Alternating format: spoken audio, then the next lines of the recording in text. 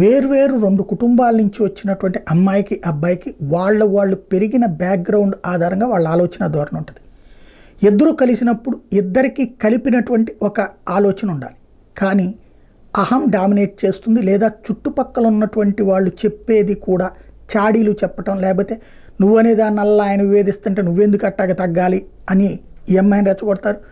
అదే సందర్భంలో ఆ అమ్మాయి ఎప్పుడు నీ పెంకిలాగా ఉంటుంటే నువ్వెందుకు చూస్తావు, ఊరుకుంటావు, నువ్వు తగ్గద్దు అని చెప్పి అబ్బాయికి చెప్పేవాళ్ళు ఉంటారు. వీళ్ళని మిత్రులు అంటుంటాం.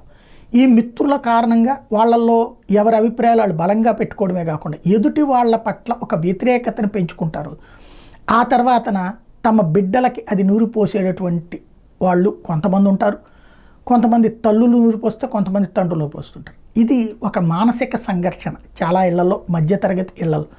అయితే సర్దుకునే బ్రతుకుతుంటారు, కానీ విడిపోరు. అయితే ఈ అసహనం, అసంతృప్తి అనేది జీవితకాలం వెంటాడుతూ ఉంటాయి. ఈ మధ్య కాలంలో రెహమాన్ ఉదంతం చూస్తుంటే 29 ఏళ్ళు వాళ్ళకి పెళ్ళై, వాళ్ళ పిల్లలు 25 ఏళ్ల పిల్లలు ఉన్నటువంటి వాళ్ళు ఆ బిడ్డలే విడాకులు తీసుకోవడానికి ఒప్పుకున్నారు అంటే ఇట్లాంటి కేసులు ఈ మధ్యన పెరుగుతున్నాయి. అయితే ఇవి ఎగువ మధ్య తరగతిలో జరుగుతున్నాయి. తమ తల్లిదండ్రులు ఇంకా ఈ అభిప్రాయ భేదాలతో తమ ఎదురుగుండా కొట్టుకునేటటువంటి ధోరణి కాకుండా, తిట్టుకునే ధోరణి కాకుండా విడిపోతే బెటరు, వాళ్ళని మార్చలేం అని పిల్లలు అనుకుంటున్నారు. కానీ పిల్లలు మార్చేదేంటి? ఆ తల్లిదండ్రులకి ఉండాలి కదా.